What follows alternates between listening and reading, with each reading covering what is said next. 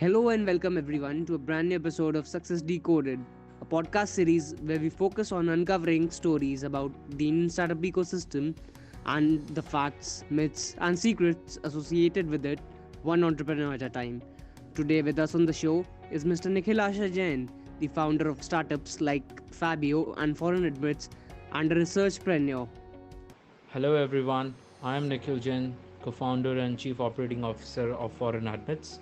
So today's podcast that you are hearing from me, it's more gonna be talking about education systems, higher education, why someone needs to go for higher education and to what places, and how choosing a right education and a right career pathway can help you brighten your. A little bit about my experience, a mining engineering grad from an IIT-BHU and then jumping into Ph.D, leaving all kinds of job offers, and then how I made myself more independent in terms of my career and then pursued the startup and trying to make an impact into the education system after going through series of experiences into PhDs and masters. So that's gonna be it, and then a little bit about education policies and startups and student entrepreneurs that they can get an access with the current new policies that has been drafted by the government. So there's gonna be tons of things around education. So stay tuned.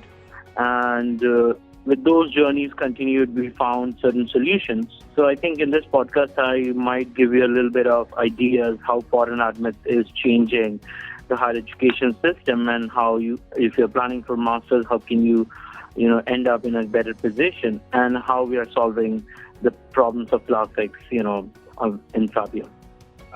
Absolutely. So, Nikhil, how was it growing up in India, like studying until school in your own country and then moving to a completely new environment abroad? Can you share your experiences from that time? Yeah. So, being to India, I've traveled quite a few number of countries, in my higher education, like PhD days. I feel there's a lot of developments that, Indian institutions, even IITs, needs to go through, because I'm currently studied with an IIT Bombay, which is like India's number one institution in terms of engineering. But then I have had the exposure of studying in Monash University in Melbourne, and visited more than half a dozen of universities in Southern Pacific, in Singapore, Australia, China, Hong Kong, and all those places. So what I found is there's a lot of cultural differences that we see in terms of the mindsets of the people. That's something that needs to improve. And then the infrastructural facilities, that we have. Definitely, we are a growing country, so there's a lot of scope. But the education system solely focused on the skill development. That is something we need to understand as a student who would be valued for the skills in the first place. So all the top grade institutions, they focus primarily on the skill development of a person, an individual, and the mindsets that a student gets. And the freedom of thinking is something the students get, I believe, very good, in a very good manner, I would say, in abroad universities. They have a fearless attitude to try things and to fail. And embracing the failure is something that is being taught, overseas. And then mental well-being is something that has been recently, picking up, because students sometimes go through a lot of stresses because of academic pressure, financial burdens and all. So those are the things that really changes, apart from just the infrastructure facilities. Though definitely infrastructure facilities certainly boosts the morale, the funding opportunities and exposure with the companies. So I feel the Indian institutions are more trained towards producing the job seekers, I would say, the job-oriented people. Whereas the difference lies in, foreign university produces a bunch of mixed interest people who have, fearless attitude towards trying new things, maybe indulging in their startup or doing their own businesses or going towards NGOs. So that whole is a perspective, which could change. And the guidance thing, I feel, we have to pick up the alumni culture, which is predominantly very good in IITs, but then all of the colleges must need to develop that alumni culture, because I feel Stanford, Harvard, even IIT Bombay or, Delhi and all, they are hugely contributed in terms of the financial developments and infrastructural developments through their well-established alumni. So the student-alumni relation and the college-alumni relationships needs to be nurtured further in colleges. I think that would help help the whole academic institutions and the students to, have a developed ecosystem for them to grow and foster. Absolutely. So, Nikhil, what is the exact story behind starting ForeignAdmits? Like, what inspired you to actually go ahead with this idea in mind and dedicate your all time this venture? I think ForeignAdmits started with a lot of multiple reasons. There can't be just one reason. It actually started from my undergraduate days when I was helping a lot of students in writing their cover letter. I had a very knack towards writing cover letters and writing professional notes in my undergrad. So I used to help students who are trying for, international internships. That's what usually undergrad students dream about, to get international internships.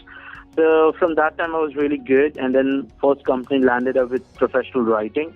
And then I found, there's a lack of guidance in, choosing the right university, because I myself have gone through that hurdle when I was trying to find out a good post-grad program and a Ph.D. program for myself. So it usually takes up a huge amount of time to, find out the right courses, match with the right colleges, and then find out the right professor, and then the matching them with the funding opportunities, and then the visa policies.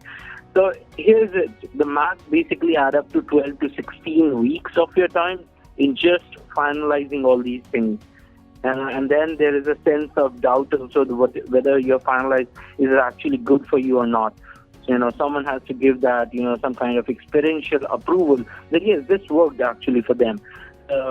Based on all these, pathways and experiences, and then when I was there in the PhD, I found out a lot of, higher education, folks like PhDs and masters are not actually doing them with the sense of realization that they should be doing it. So I found the disconnect, and that's what led to a lot of employment issues also. When I personally saw him doing from a top B school in UK, spending 1.5 crores in MBA and then still ending up jobless. That's I would say the kind of realization that I had, that there is something missing in this whole education system. There have been tons of consultants, all across India and the world who are guiding, but still there's a huge number of students who are still facing these issues. So what I found is the biased system of recommendation that has been a very traditional one with across all the consultants who had to recommend XYZ universities because they have to make commissions from the university side. So that way, your recommendation system gets flawed. And that's where I hit on the market that since IITs has a very good alumni network where we can get a real guidance about the colleges from the alumni who are studying abroad. So I said, let's bring this idea of alumni networks, and personalized mentoring through all the colleges, students who don't have this privilege to have a right guidance. And a lot of students, even in IITs, are introverts, so they couldn't have a very good network of the people. So based on those ideas, we started ForeignAdmits, with 20 people, as a mentor network with 2 co-founders, or we both were like masters and PhDs from abroad universities. So we knew what are the student pain, and I think the day one we started, we got 5 to 6 set of customers already waiting for us because they knew what we were trying to do was good for them. And that's how it started, and it was really, I would say, we didn't wait for technology or other jargons to support.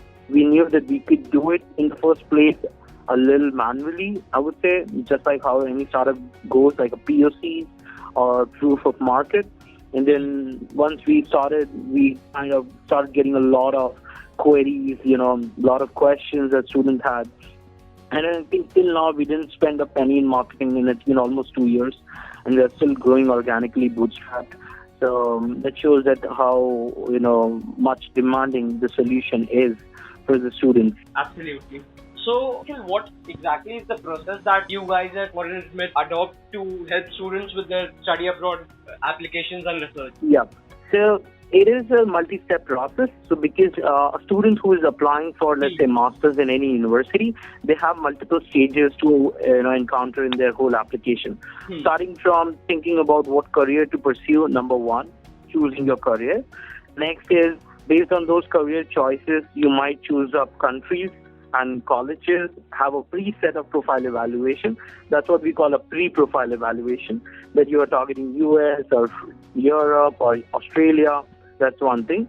And then you try to end up doing your exams, because if you're targeting for US, you need to give GRE. If you're targeting for other countries, you must give your TOEFL or IELTS, and sometimes even GRE or GMAT, So those exams, and to prepare for those exams, you may need approximately 1 month to 3 months, depending upon your speed.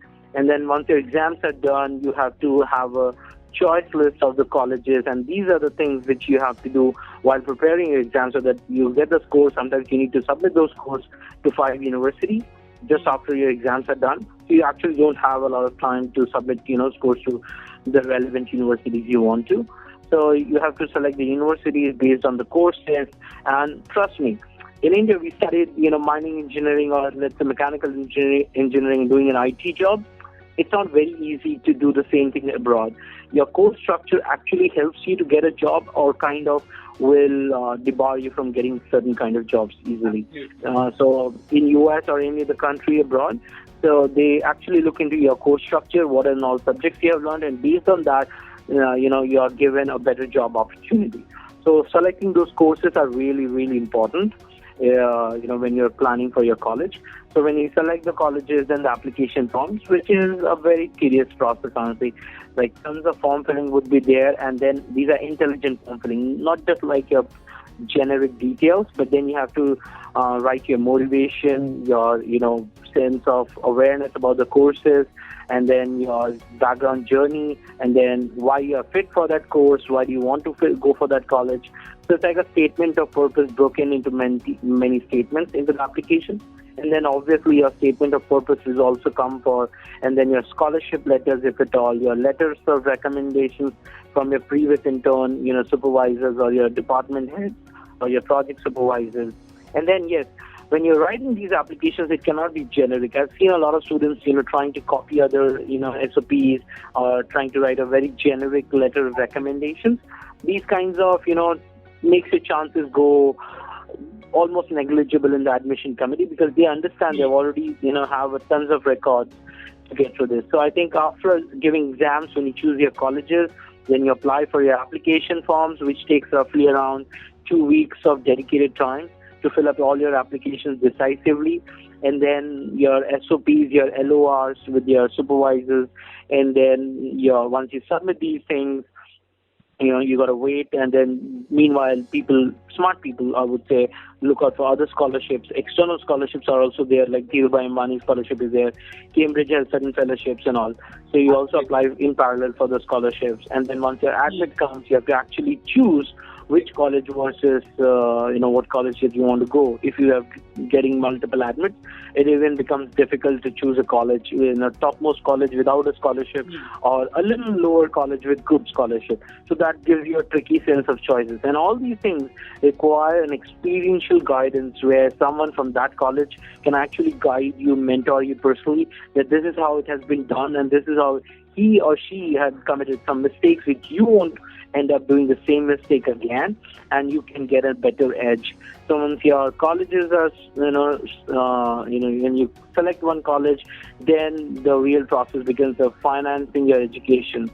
I would say that's the most important part in the whole process, apart from selecting your right college, because if you end up doing the wrong financing options, you kind of jeopardize your career even before it starts. So I've seen people, earning lakhs of rupees, but they went for their MBA, getting a wrong loan education provider, kind of jeopardized their whole career, honestly. The savings got over, and then the tough time in looking for the job. And if at all recession hit, that's the end game, I would say. So you need to choose a right loan provider, understand the interest rates, and try to get partial waivers or scholarships, do the TA-ships.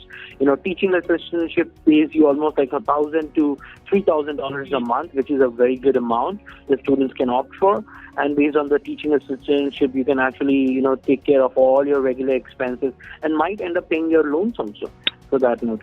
All these things require something, on a personalized guidance. When you're studying abroad, after your admissions, you need to go abroad, find the right housing, find the right internet plans and all those things. Very basic things, I would say.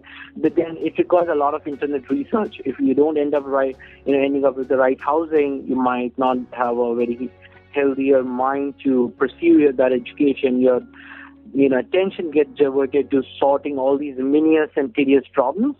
So that kind of hits up your education system. And trust me, the first semester, I would say, is a very intensive semester of education. Once you get the coursework, you get tons of assignments. You can't end up, risking all these things for your housing or for your, food plans or your meals and all.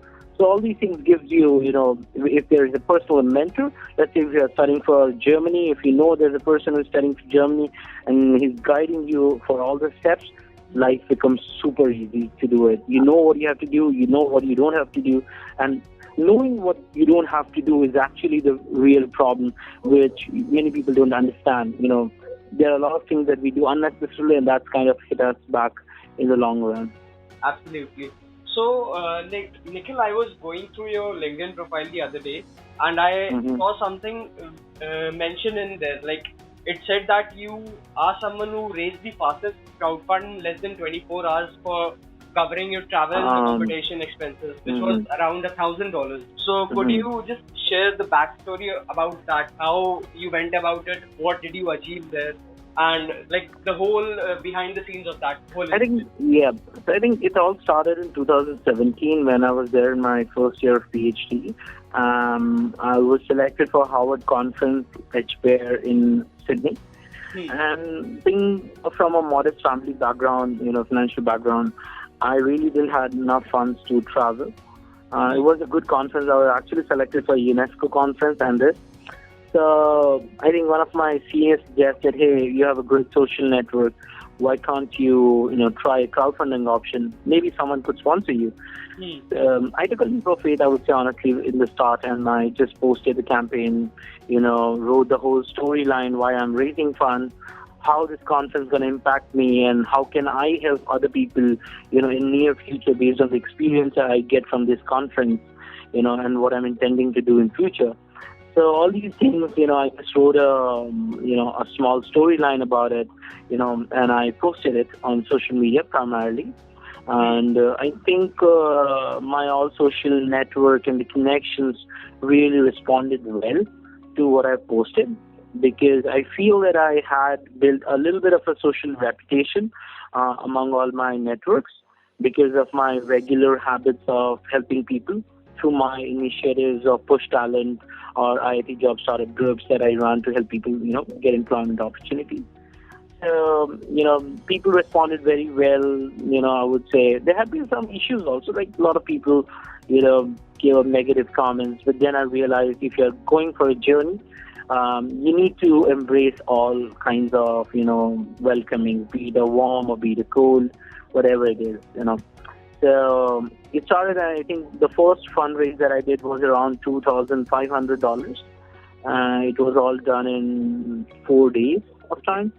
So that time I leveraged Facebook and LinkedIn as community, people. And then the next year, which you're talking about, so I was selected into this Asia Pacific Innovation Academy, which was a very good startup boot camp kind of a thing.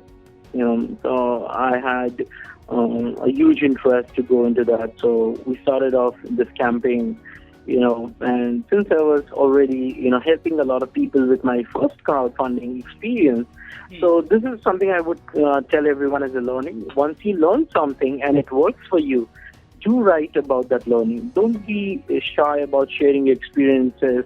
People may give you mixed comments, but that's fine. It would definitely help a lot of people who were ignorant to your experience and who would definitely take up a thing or two. So next year, when I was writing about my HBAR experiences, it actually went almost like kind of viral, I would say, where, a lot of phone calls I've received, a lot of emails I've received, people who are trying to raise funds for their educational conference. And trust me, it's a problem in India that you can't raise a lot of funds. People don't have a lot of, inclination towards funding educational and stuff, rather than the crowdfunding goes for social or medical purposes. So that's something I felt like going through the crowdfunding platform, it was really difficult. So I thought I'll go with the unconventional way of just raising funds directly through social media.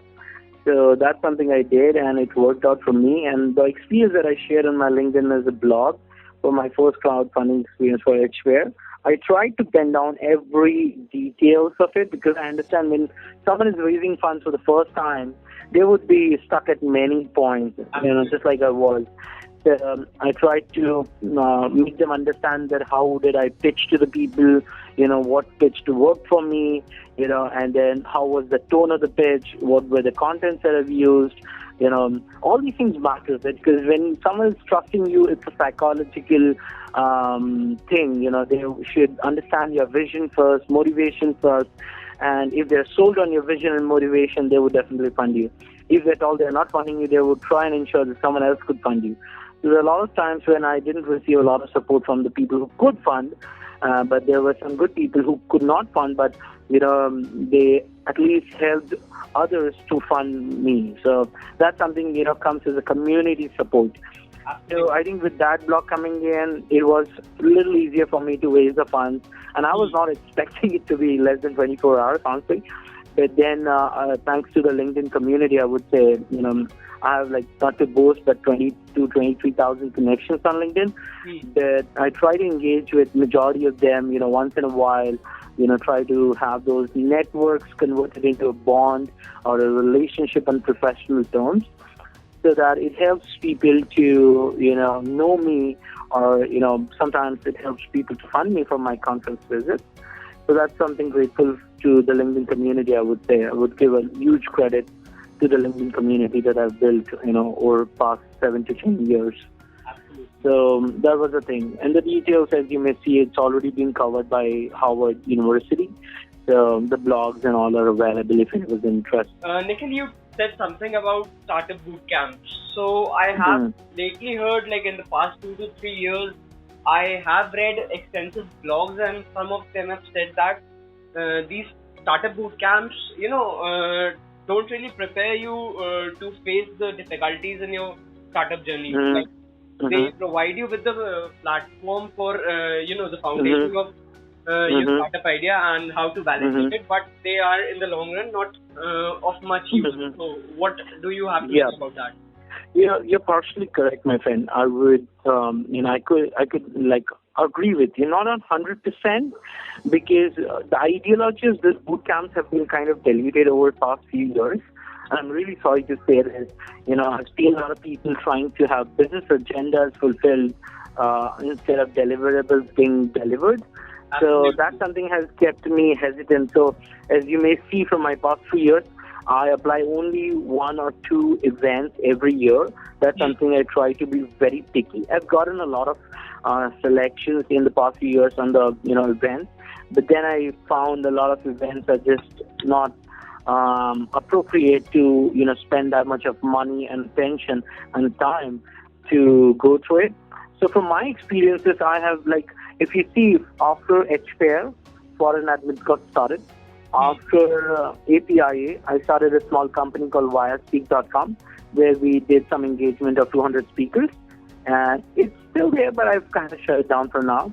And then after Global Entrepreneurship Summer School, which I attended, the last event that I attended was in Shanghai, Phabio was started. And Phabio has gone to places like London Business School, Portugal, we are going next month.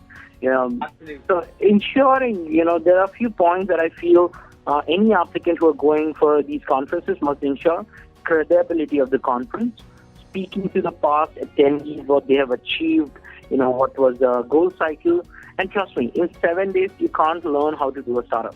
Definitely can't learn. It's just for the taste that you can just get it. But all these things matter once you understand from the previous experiences. That's why I was saying, ForeignAdmits, the experiential thing, is really, really important in every arena where you are trying to invest any amount, trying to go. So that's something I would give credit. And all these business dialogues or, conventions, you need to really understand what is the ROI. So since I've started viaspeak.com, I researched a lot about the event industry, for that startup in 3 weeks. So ROI is something that audience are getting aware about, and it's becoming increasingly difficult for the bad events to publicize and get customers. But since it's a huge population, some of them fall into the traps. I myself have been into a trap of one of the events. I remember where I flew all the way from Mumbai to Delhi, and the event was a crap. So I could totally understand, your concern. So few points is like, see the ROI that you get from the event. It can't be just formal learning or motivation. If you seek motivation outside for your startup, I would not recommend you to do the startup at that point of time, because your motivation to do a startup has to come from the team, not from outsiders, because they have a limited motivation to give you. And if your internal source of motivation or passion is so strong that you don't need any external sources to do anything. So that's something is important. And what is the course structure that will you be getting? If there's any hands-on that you're going to be doing, all these things really, really, really matter. And then the speaker's profile, how famous those speakers are. And if you are actually looking for investments, these events are immaterial, honestly. These are very basic events where any, initial level student who has no clue about entrepreneurship, good for them, I would say. But if you're actually into the startup and looking for investments, focus on your work, focus on your customers. Don't run after the investments, I would say, or these events, because none of the investors are going to invest you in these events until there's a big prize money like $100,000 or £10,000 or something like that is to be won. Then I believe that could be done. But majority of these events, who are actually trying to make an impact for the companies and the startups, they won't charge you, honestly. So I went to most of the events with 100% scholarships, or even some, amount to be given to me as to cover my travel experiences. I strongly recommend to apply for those events where you can grab a scholarship or a travel grant or an accommodation support. Something has to be there from the event side as a stronger skin in the game, as what we say in our startup terms, that you need to have your skin in the game. If you are putting all your skin and they are not, I think there's a flawed model to be a participant about, until there's a huge brand name coming in, which is like maybe a Google conference or a Microsoft conference, where you can actually meet a lot of people, where you don't have the time to, you can't meet Zuckerberg every day. So, where you have an opportunity to meet such kind of people, definitely that's something I would try. But again, you have to look at your cost economics. When I denied the UNESCO conference, where I could have met a lot of prime minister and presidents, but then the cost economics didn't support me. So it's okay. Once you get selected into one event, you always have an opportunity to get selected again. So don't get disheartened if you're selected and you're not going. Trust me, you can always get more opportunities. So Nikhil, there has been some kind of perception like this is prevalent to this day, since like I am 20 years old, and in the last 2 decades of my life, I've heard a lot of talk about, how going to a foreign university is something that leads to a brain drain from India, as in the resources that we could have used here to grow our own economy has been going out to countries like the US and Australia or maybe the UK, and they are making good use of it and growing exponentially. So what's your take on that? Look, on some aspects, technically it would be correct. But on other aspects, if you look from the candidate's point of view, how well appreciated the mechanical engineers or the chemical engineers or the software engineers are there in India. The economy or the companies need to understand, why a student goes abroad. If you see, there are also the cases where the people going abroad, learning from, top universities, coming back to India, starting their own startup, and that has been a gradual change. India is becoming a hub for startups. So a lot of people who go abroad, study there, have some sense of establishment and I would say some savings, and they could really afford to start their own. And that's why those people we see now are coming back to India to start their own businesses. The trend is changing, but not on a very bigger level. So since our undergrad colleges are, as I told you, the undergrad colleges are more accustomed to produce job-oriented crowd. And when you don't find regular jobs, you need to skill up, because the industrial demands are skilling up And trust me, the Indian colleges are yet to reach up to that mark Absolutely. of skilling up students so that they can not, they don't need any training and they can directly get into the job. So that's something, have been, giving students a motivation to go abroad because of the opportunities, it's all about the opportunities. So an IT engineer in the fresh year in India, if he's not from the top college, he would be earning somewhere around 3 to 6 lakhs, if I'm correct, as an initial pay scale. So, and the same engineer, going there would be earning somewhere around $40,000 to $50,000. Though the expense is also high, but the quality and the standard of living, which is now every millennial is looking towards, the standard of living is also very, very high. So when I was there in Australia, I found all these basic jobs, entry level, was somewhere around $40,000 to $80,000, and my regular expenses could come to around $30,000. I have $10,000 of savings, and I have a very, very high standard of living, on that note, compared to my Indian standards of living. So that's something, helps, a student or, young working professional to be motivated to go abroad. And then this is also one of the things, the mental well-being, the workplace environment, which I'm sure the news has landed up there. A lot of big, mass recruits are being accused and alleged for, overtime, no pay, stressful work environments, very low mental well-being, on those notes. So definitely the generation are changing. They are not hungry for, only money. They are hungry for a better lifestyle, a better living standard, giving to a better future. So that is something organizations need to understand in India and start to work upon it. And I'm sure that there are a lot of good startups and some bigger organizations who have taken these things into some real considerations. And trust me, the top brains of India are working for those companies in India also. So if you see the financial tech giant, I can't name the company here, but they have been settling down their offices from London to Bangalore because the whole culture is been coming to India. It's slowly changing, but on a mass level, we have a huge bridge to cover as we speak, Yeah. So, Nikhil, as you said very correctly, that skills are something that is in high demand right now. And as even the CEO of Avalon Labs, Mr. Varun Maya, has also said, like, in the next 10 to 15 years, with the advent of automation and the artificial intelligence, a lot of people are going to lose their jobs because if you don't have the skills to survive, and so how do, internships and maybe even running a small scale startup abroad in a foreign country help someone to understand what exactly works and doesn't work in the real world? So how does it help? I would say, like, from my experience, because I have had run student communities in past 5 to 7 years, so interacted with almost like, if I'm quoting a rough number, around 5 to 6,000 students personally.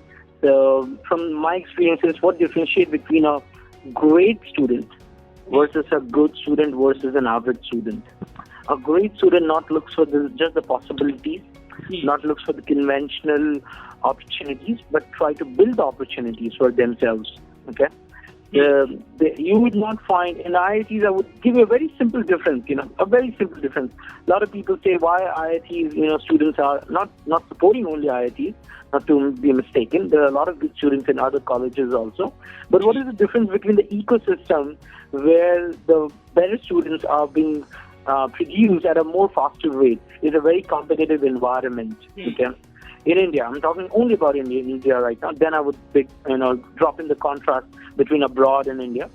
So in IITs, what I've seen particularly is all the students, try to utilize their summer and winter, terms to use to either skill up or to do an internship. They never ever dare to waste. There are some people who may, but the majority, they never try to waste all these leave periods. And the best of the best, they even do freelancing during their colleges. They skill up on certain skills. Like I myself, I'll give you my example, not to quote as the best, but what I tried to do, I have done more than 20 internships online during my undergrad days and 5 to 6 internships offline. So as you may see, a usual student going for only 3 internships, maybe first year summers, second year summers, and third year summers. But then this 26 versus 3, you can see a difference of the gaps or the experiences that I had. And that gave me a financial freedom in my third and fourth year. I was earning around 50,000 to 1 lakh a month, which it's a decent salary for a undergrad student, graduating. And that's why I didn't have to opt for a job. And without even opting for a job, I had like tons of job offers. So how do you build opportunities for yourself? You need to grind and work hard, build your skill sets. In 2013-14, when Google AdWords, social media, digital marketing was just picking up, I was already into it. Working with the US clients, making them understand the social media power and earning a good amount of money, So skills are something that can't be neglected at any point of time, be it an IIT or an MIT. And if you don't know how to work, and if you don't have good soft skills to interact with people, if you don't have a good presentation skills, your hard skills also will suffer because of that. So I built upon my presentation skills, my soft skills, my negotiation skills, interaction abilities, and all these things helped my hard skills like social media, digital marketing, graphic designing, and all those basic skills which I've learned, which is not a rocket science, but still helped me earn, somewhere around 50,000 to 1 lakh a month in my undergrad days. So those are the things that students have to understand from a local college. Again, not quoting local to be bad, but from not an IIT or something, that they need to work hard because their colleges may not have worked hard for them as of now. You're paying, let's say, 1 lakh rupees per semester. If your college is not delivering, but then you need to deliver. You can't wait for someone else to come, and help you, because maybe someone else is waiting for you to help them. So the point is, you should not wait as a student that someone else will come and give you the opportunity. Go out, look out for people, interact with them. It's fine to do internships. I have done more than 6 internships unpaid in my career in the initial stages when I didn't have a lot of skills to offer. And I said, okay, whatever you're going to teach me, I'm going to take it and I'm going to, absorb it, and I'm going to deliver the results. And if that gives me a good sense of learning and experience, those are the experiences that I can count upon in my late stage career, So when I quote in my resume, I remember one of the interviews, I've done 26 internships. The recruiter was astonished. Like, how did you manage? I said, you can ask the recommendations from all the 26 employers. They would recommend me for sure. I'm 100% sure of that, because I used to put in my all the free time into this because I was passionate. I knew I didn't have a very good grade, unlike the gold medalist at that point of time. So I knew only the work experience could help me build a better profile when I'm sitting for my placement. So maybe the fear of placements have helped me overwork in my, all the time. And that has helped me to, get those, internships numbers. But then coding with the foreign universities, which I've seen lately with the Indian university, they do have competitions, but not like the severe competitions that we have in India. The opportunities are more for them to pursue. So they focus on, building the true sense of startups, I would say, innovating processes, and their college ecosystem is so supportive. I can remember one of the examples of the startup that started with the college uni, with working with 3 canteens in the college, and now they're raising $1.5 million in Australia and spread all over Melbourne into food tech. So all these, ecosystems in the colleges have to be very supportive, and based on that, they could, eventually vent out their thoughts, try to experiment all those things, whatever they wanted to, and that gives them, I would say, a sense of better execution in life, because usually what we feel as students are burdened for financial pressures, the job pressure, parents' expectations, and startup is too hard to do, or maybe too glam, when you have an idea and you look out directly for the investors. So there are a lot of myths that needs to be busted on a mass level, because India is a huge country. So awareness itself is a huge challenge to be spread among the masses. So I think that's the difference between foreign university, where you get a better infrastructure, may not be, maybe, but then you take that leadership, find out with people and, interact with people. So their soft skills, I would say, are at par compared to the regular other Indian universities, where we don't really learn a lot of soft skills. So that kind of, I feel, is a differentiator, apart from the hard skills, which we are good at, but they have a innovative thought process in terms of detail, attention to details, and we have a very good abstractive thought process to summarize everything on that note.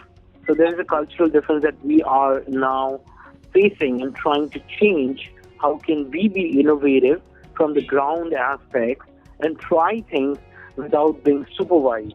Because I think that mindset from, not getting supervised all the time and trying to find out our own ways, and trying to experiment and, lead to success or failures is something now coming into the Indian education system from social media, thanks to a lot of social media and internet revolution, which has helped us to untap barriers of getting right education.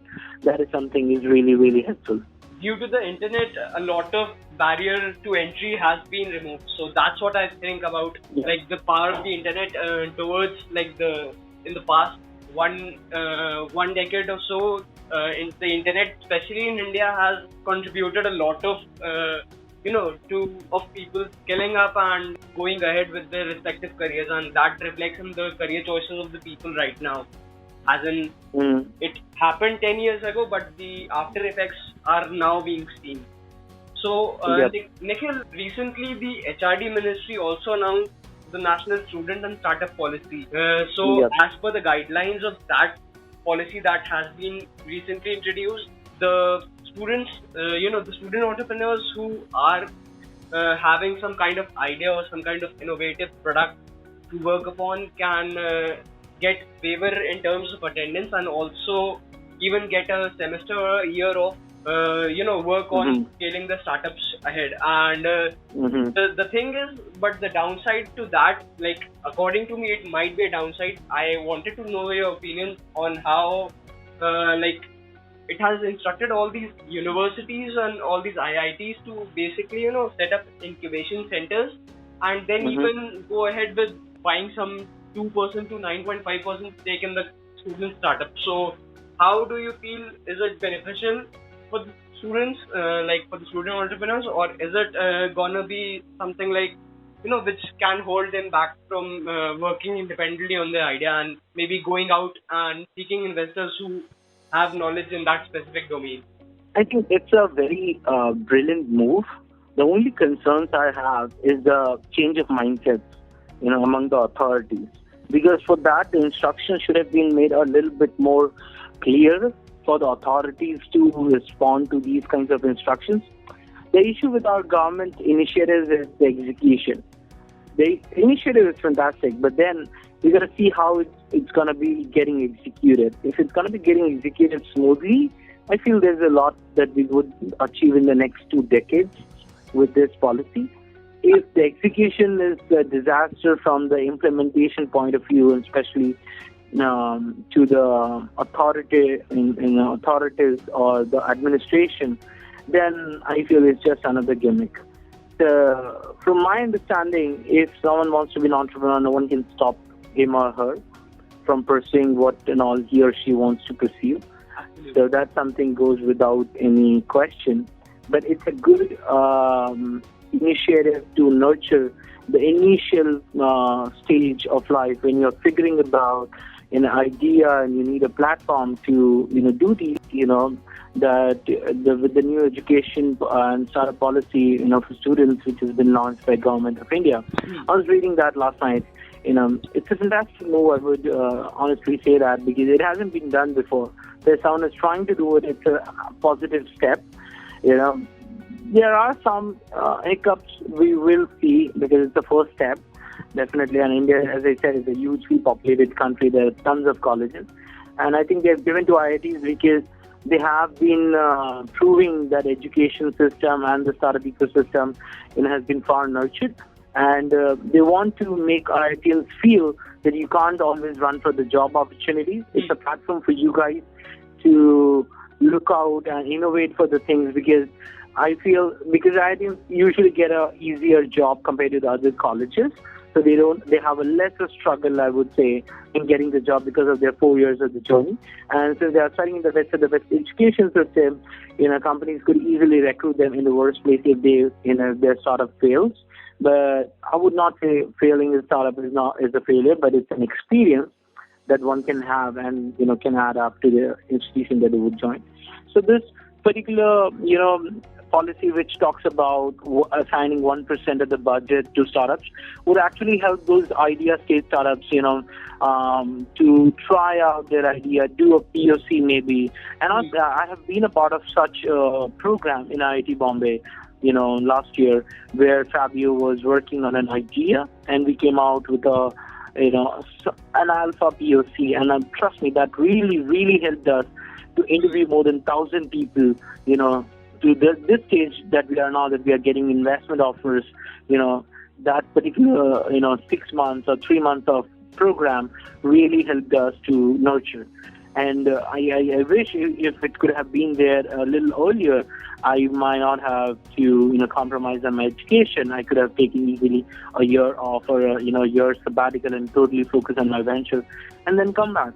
So these are the flexibilities that education institutions need to have, which already a broad education system have it easily.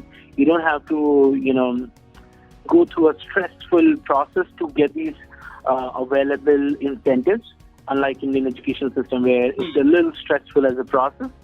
So that's something I feel is a very strong move by government to help students and entrepreneurs and ideas, to nurture during the college life, where you have a lot of resources like labs, access to teachers or your professors, who know subject expertise to some great extent, and the network that college gives you in finding your team members is the best, I would say.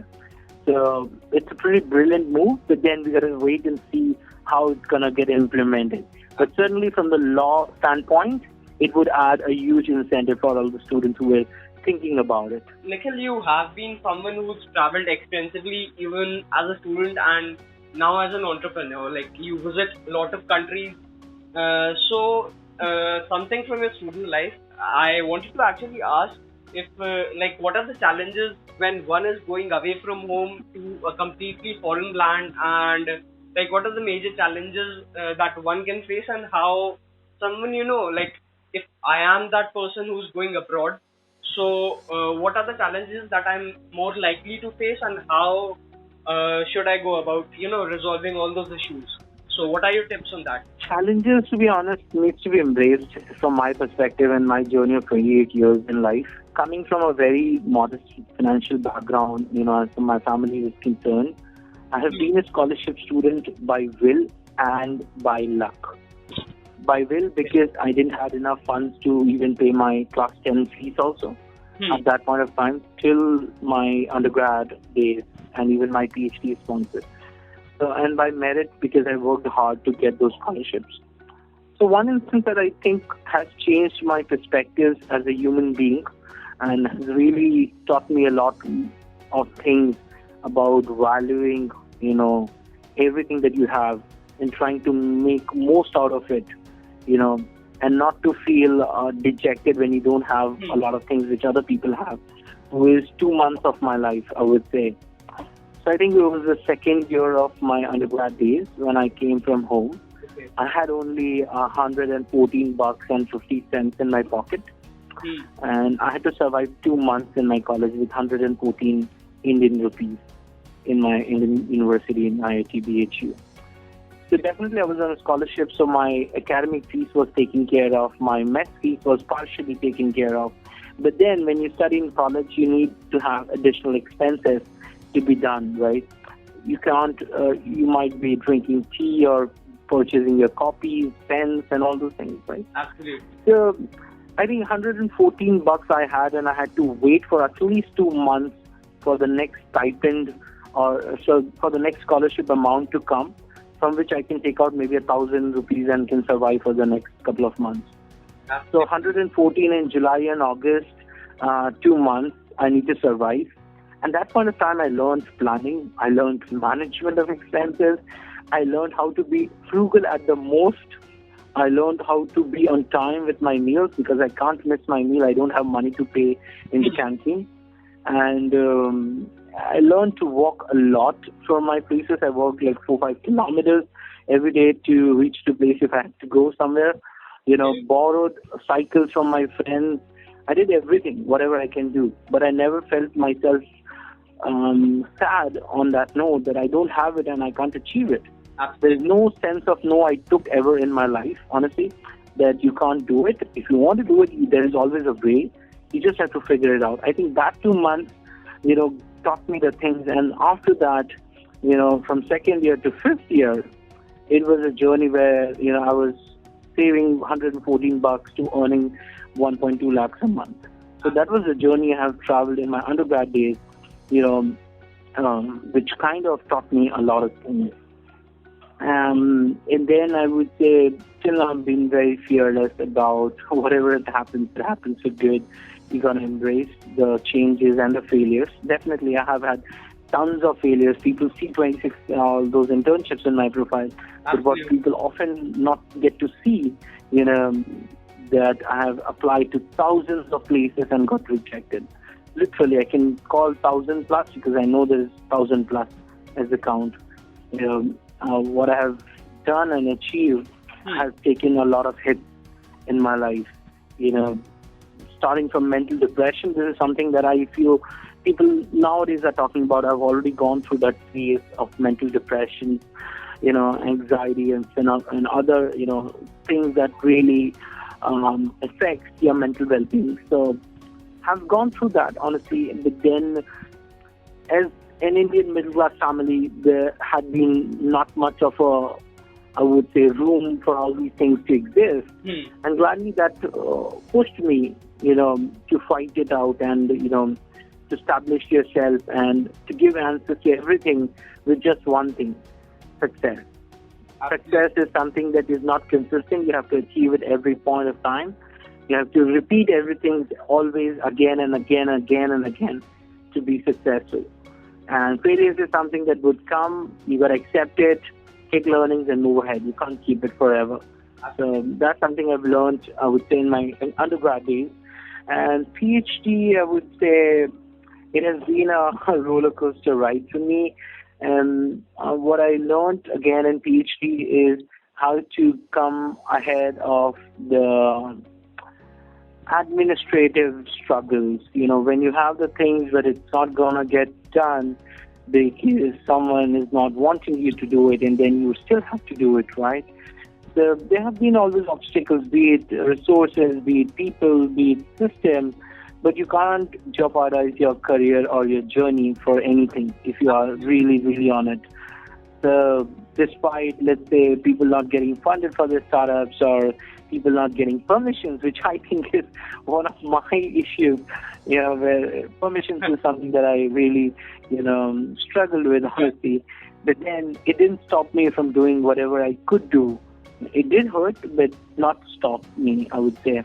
So your aims and visions has to be clear, and there has to be some bold decisions also to be taken, which I feel students really, maybe hesitate about it.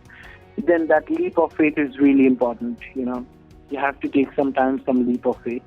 So, Nikhil, as you said, you come from a really middle-class family. So, when you actually went ahead and told them, like, you were starting something which was in the study abroad space and all those things, so what was the first reaction of your parents? Like, how did they react? Because something like, are you mad or what? So what's been your experience? I think I have, I've gotten through that stage in my undergrad days only, because I had my first startup in undergrad in second year, which was an editing company called Edit Engine. And my placements, when I sat for the placements, got placed almost on day 1 and day 5. And then I rejected all the offers. I think I have gotten that phase during that time when my dad has gone crazy about it, that, why are you losing, like, it's a very decent job offer, 20-25 lakhs, you're getting, and then, you want to reject that offer. So why all these things, like, you have to think about it, right? So all these things really, it's a struggle, I would say that. In the middle class family, it's always a struggle. But the point is, you need to win your parents' confidence in that. When I was earning in my college life, working for a US company, I was earning more than what I was given offers, from the company. So they had an understanding that yes, our son is trying his best. If at all is earning, he's earning. Also, he's supporting in some ways. So I did a lot of part-time jobs, which really gave them an understanding that yes, he could do jobs, but it is something you have to take certain decisions, sometimes for, sometimes against. Thanks to my mother, I would say, she supported me a lot, and she's still supporting me about my crazy, I would say, decisions when I'm thinking, to drop out of my Ph.D. as of now. So it's something that, is well backed with my family. You definitely need a family support. That's not the only thing that's going to help you, I would say. I think I have gone a lot of times against my family thoughts, honestly, and I have proven myself for that. So it's a hard journey when you go against and you have to prove everything. It's definitely hard. But then it's your passion and dedication towards it which will compel you and drive you, or maybe make you go nuts, but to prove your decisions right. So I've been always famous to take a decision and then make it right. So that's something I do more often, I would say. Nikhil, as I read some time ago in some report which was published online, so it said that between 2013 and 16, the number of people who are going from India to maybe a foreign university has risen up by 44%, and in turn, the people who come from their own respective lands to say study in India has experienced a 20% downfall. So what do you think has been the cause of this? I think the question that we need to ask ourselves, are we really able to attract a lot of talent? Why not? Why not we are able to attract a lot of talents, and why our talents are going there? There has been certainly a lot of materialistic checklists that we need to, like infrastructure, timing, administrative systems, and resources for students, the rules and regulations that we have, and the pattern of education system. All these things needs to be fundamentally changed. When I say fundamental change, there has to be a lot of drastic change that needs to be taken. So are the educators or the academicians in our industry or the administrative heads in the industry, education industry, ready to take those bold steps? That's where the question comes in, and that's the answer to these questions will give to the solution why there's a dip, as you mentioned, and why there's a increment or a surge, as you mentioned, and how will also come from that answer only, that how can we improve this? Once you accept that you have a flaw in the system, then only you can move ahead. Acceptance to the flaws is something I believe Indians usually don't learn. I would say they don't accept things. If there's an argument, what I've seen, agree to disagree is a very good understanding, which we have to understand that we can always agree to disagree. And if we have a flaw, we can always readily accept and learn from other people, how they have done good. Finnish education is one of the best education system in the world, and a lot of countries have started already learning from it. So I think we have to move ahead in that direction to accept and to bring in more, thought processes from other countries to see what can be, improved. Because, and if we may, look back in our history, India in the historical times is the number one education hotspot, like Nalanda and other universities. Absolutely. But then why not now? What has changed? The innovation systems, the thought processes, the mindsets. So all these things would come if the higher authorities would devise a system. As I say, a leader makes the whole process better. So leadership is something that needs to be, focused to do all these things. Just like a director guides institutions at their glory or at the abyss, it depends how the leaders behave in this particular system.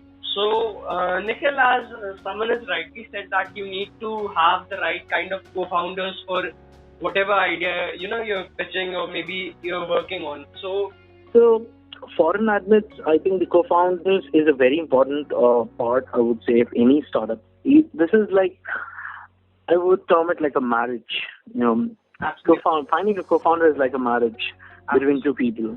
Be it guys, be it girls, be it opposite sexes, doesn't matter. It's a marriage to produce a baby, which is your startup. Absolutely. So you have to take care of that relationship. And as we know in marriages, every time is not a stagnant curve. It would be up and down, and there would be issues. But the ultimate thing is you need to take care of the baby, right? Unlike the modern times where we have a lot of divorces, we do have divorces in startups also, where the co-founders conflicts and someone backs out and all those things happen. But then that's not a regular scenario. That's one of the mistakes that we avoid to do. That's why we take time to find the right partner to marry. Right? I feel and I strongly feel one should not be in haste to take a co-founder. It's going to be a really hard time. And if you have lack of trust among the co-founders itself or the vision, and if you still want to work, at least have a co-founders agreement. Absolutely. In any case, be it good trust or bad trust, have a co-founders agreement that helps you for a longer period of time. Okay, it's my personal learning again. I'm saying from, and co-founders should be having complementary skills. Always not mandatory, but if you get it, it's really, really great. Okay. So when I started with my co-founder, we both were non-tech guys, okay, in the start. So I had to code the website, using website builders and all. He was good with operations somehow. But then we were both non-techy. But did it stop our startup? No. For 1 year, we ran without a CTO. The next year, we hired another co-founder, again coming from the college days. That's why I said college is the best place to find majority of the important resources for your startup. Absolutely. So my first co-founder came from my quota days, I would say, when we were preparing for IIT-BHU. That's how our relationship is of knowing each other. My second co-founder came from my undergrad days of IIT-BHU, I would say. So that's how close we were, and we knew each other in the college. So that's how you get the right set of people, your close circle, So that's the reason also that why one need to socialize in the undergrad days and every time, I would say rather.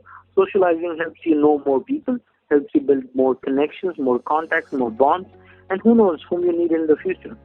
So that's something I would say, for looking at for co-founders. This is the base learning that you must have. And then there are tons of forums like social media is there. A lot of Facebook communities are there that you can try and interact. There are a lot of meetups that is happening. You can try and go there, and that's where you would get to know people. But take time in getting co-founders. And again, as a co-founder who are joining another company, give them some time. Have legal agreements, sometimes it's good. And trust me, when we both joined as co-founders through each other as a company, we never thought upon, okay, I'm going to make X salary. Don't overcomplicate all these things. Yeah. As co-founders, your primary goal is to build the company. And once the company is coming to that stage, all these things would fall into picture. And that's why co-founders agreement is going to be helping you in that stage to, channelize your contribution. So yeah, that's how it is done. Yeah. So Nikhil, as you rightly said that, for over a year, you guys did not have a CPO per se for your startup, and you all used all kinds of technologies that were available at your own disposal to actually make your idea work. So this perception also, like if you want to test your product in the market or maybe see how viable it is, then you should definitely go in with an MVP at the least. So, but a lot of founders, are at times chasing the perfect product. So, how do you, view this thing as? Like, how important is it to have first an MVP and maybe then, as you evolve, have a finished product? I understand. That's one of the biggest dilemma, I would say, or I would say a myth rather than a dilemma. I would use the term myth. I lately learned when I was being a part of the Monash and Vader program. Yeah. The MVP stands for minimum viable product. Okay. Yeah. Whatever your technology is designed, for is a purpose, right? Yeah. If you can solve that purpose manually also Absolutely. and show them this is being solved, right now I'm doing it by myself, or I'm designing a hack which can solve, this purpose, and later on, if your purpose is getting solved, I can automate this, or I can bring in tech, to solve it at more faster time, with more efficiency, with more ease, at a lower cost. All these things technology can do. But solving a purpose is the first thing that you need to do. You must understand, as a founder, the customer wants solution to their problem, not your technology. Absolutely. Technology is just a means to solve same problem at a faster speed for more and more number of customers at a lower cost. Absolutely. But if your solution is not strong enough, no technology can save you. Absolutely. So those are the things that, these are fundamentals, the very basic fundamentals. Can you solve? When we started ForeignAdmits, we had a Wix website. Till now we are operating on Wix. Our whole technology is getting developed. Okay. But did it stop us from serving customers? No. Customer loved us. They referred us to other people because their solution was getting personalized mentoring. It could be done via an app where we can develop a WhatsApp-like app and have this callings and all.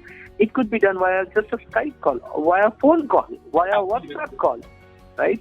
So the means there are tons of. Now we are in the space where there are a lot of technology that is already available at our disposal, and it just needs your genius, creative brains to use those technologies to connect the dots between these technologies and make a product. I've seen products made on just one project management software, which is already there on an enterprise level solution. They have used the software in such a way that they productize the software itself, one offering of the software. Absolutely. So it depends, how you think. Platforms like producthunt.com, Medalist, I guess, there are tons of PitchGround. There are tons of these places where you can get amazing products, designed to solve one small purpose. And if your purpose has a chain, you can use these products in the whole value chain and can solve the bigger purpose which you want to solve. Absolutely. So you don't need actually, in the initial stage, your own tech product. You just need to design a solution chain for the customer and find out how you want to do that without the tech. So that's what we call in the boot camps, paper prototyping. When you do the prototypes on just papers, using the waste and any resources just to make a look and feel of how it does. Being in the dilemma of having a co-founder and CTO is mandate for any tech startups to start with, I think it's foolish. Flipkart, Amazon, I can't quote their stories, but then any startup, if they start, they didn't have a fantastic tech in the first place. Absolutely. Right? Yeah. And building a website is now so easy. Building an app is also now so easy that you can get it done, spending less than $10-20.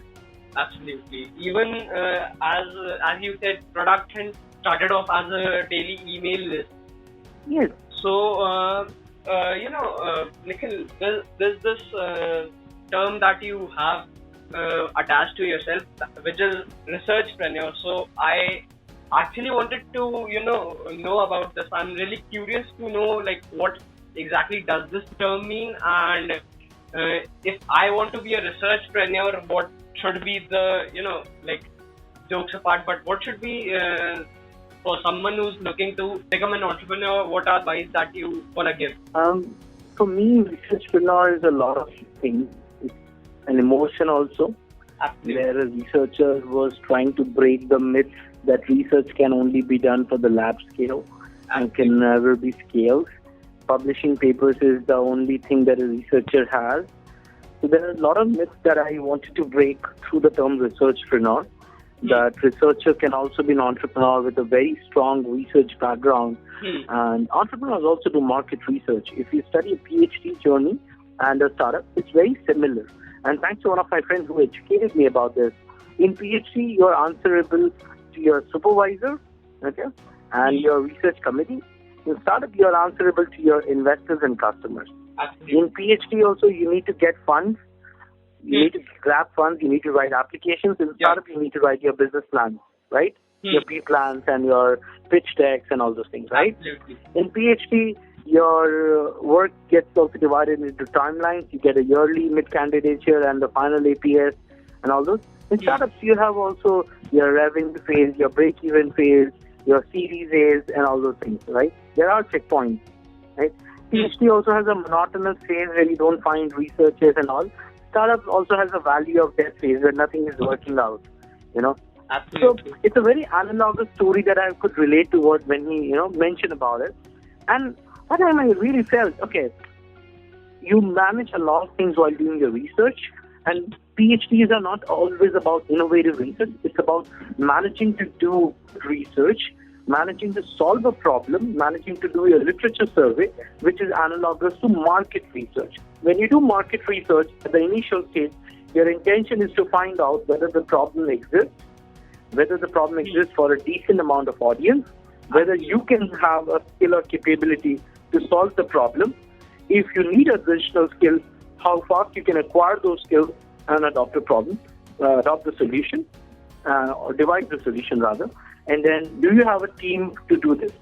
Same with the PhD. Literature survey, you find the problem. Do you have certain skill sets or software to solve the problem? Do you need additional support or lab resources to solve the problem? In what time frame can you solve the problem? It's very analogous, right? So based on those understandings, in my, I would say, first year or second year of my PhD, I wanted to build a community for researchers and entrepreneurs to come together, have brainstorming for those researchers who are dying out in labs and they really didn't have a lot of exposure towards startup ecosystems so that their research can be commercialized or can have been used by an entrepreneurial brain to bring out, the best out of it. Just giving you a small example from my other company. So in Phabio, we are two co-founders. One is a pure researcher and I'm a pure business person. Okay? So she had an amazing research idea, I had an amazing business idea. And we just found a good synergy between that. With strong, solid research that she would be doing, she'd be innovating a material. With a strong, solid business sense, I could find out what are the usual business case for that particular solution. So with that said, we landed up, doing Phabio, and that has really helped us to crack down on a global solution of fighting against plastic. So think about how a strong research-based product or a solution or a project with a strong business mindset can make wonders. So that was the vision that a researchers and entrepreneurs community or a researcher to an entrepreneur could be called as researchpreneur. Absolutely. Nikhil, you are also associated with the Atal Innovation Mission as a mentor.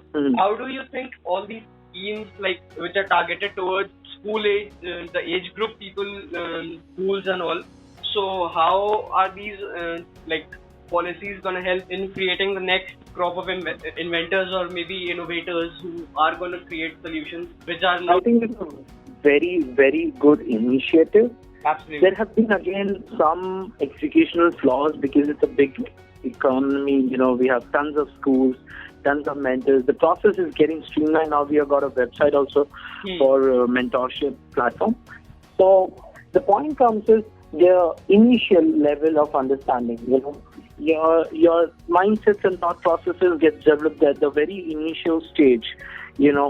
So innovation also comes at a very initial stage when your whole brain gets developed during your academic curriculum.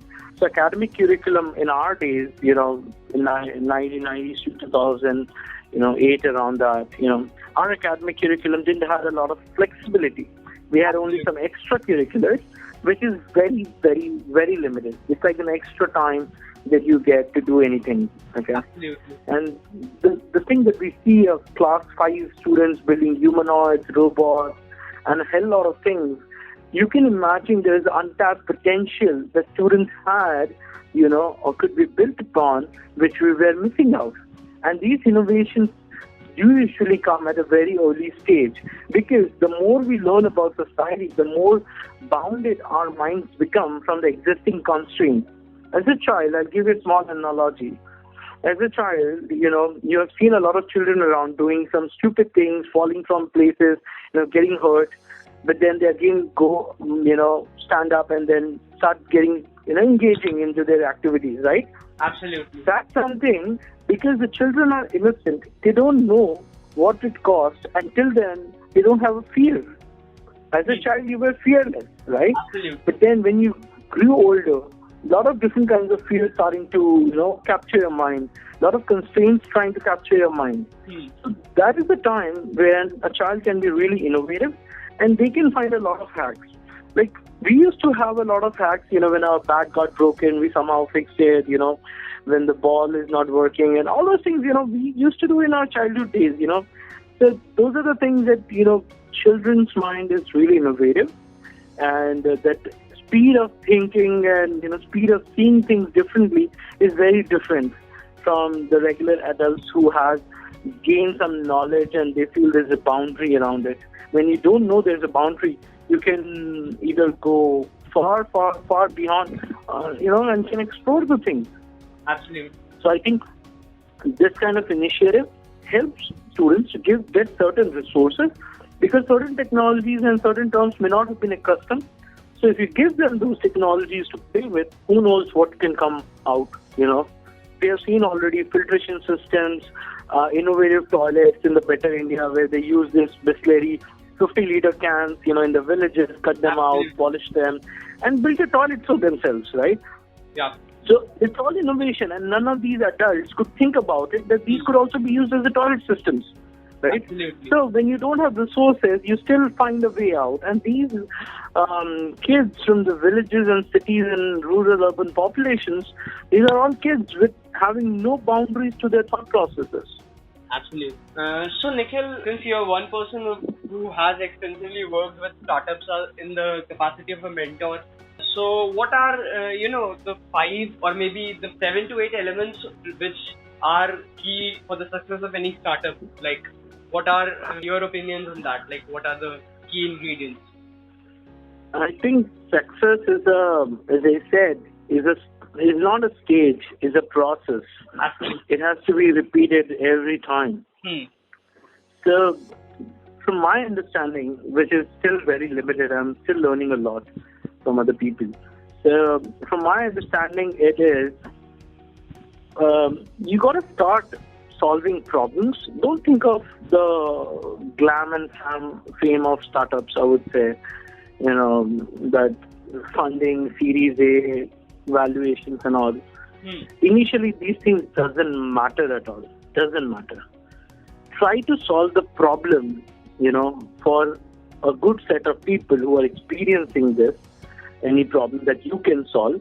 That's what I say, do market research. In Startup India website itself, if you don't have ideas, there are tons of websites, and even Startup India lists out the problems.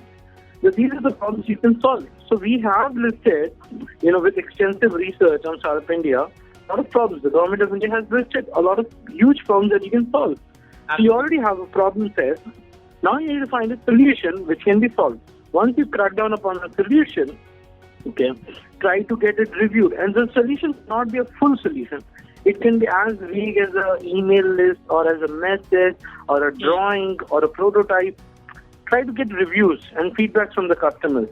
If this solves your problem, how much are you willing to pay for it? All these market research needs to be done. I think we usually love solving problems. The moment we get the question, we directly jump onto the answers. And that is not a good way to solve problems. You solve the problem, but then you find there's no need of it. So 42%, according to the research, the startup fails is because of the product market fit.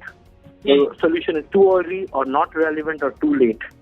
So there's no fit in the market, the timing is bad, all those things. So for a startup to succeed, you need to first find the product market fit, if it's a fit solution or not. Just let's say TikTok. Indian is or ShareChat, I would say. It's a very good startup which I loved. It's a Hindi and all the non-English speaking users are using it. And they have a huge market share. And every now startups or big companies are trying to bring in language variations for their company, because they understood India is not always, though it's the largest English-speaking country in the world, but it has also other languages, which is also in huge amount, which they are unable to tap. So all these things with the internet penetrations and all. So finding the right product market fit is the first thing. Finding the right set of co-founders is the second thing. And then having always a happy customer, trying to, close the cycle of customers. Once you take a customer, delivers. You are designed to do one job in your startup, deliverables. Deliver good customer satisfaction. Once your customers love it, engage with them, they are the ones who is going to blow up your startup to other people, and they're going to publicize about your startup. Just taking an example from one of the other startups which is recently formed, about credit cards and all those things. They built an amazing community. I'm also one of the brand ambassadors for their startups, as a customer success point of view. And I love spreading the word about their company because their deliverables are so good, the engagements are so good, and the founders engage in so well in terms of customer success. They've already won my heart. With India being always said that it's not a loyalist country, I would agree on 99% of the times, but there's always a 1%. If at all you can achieve it, you get the customer sold for life.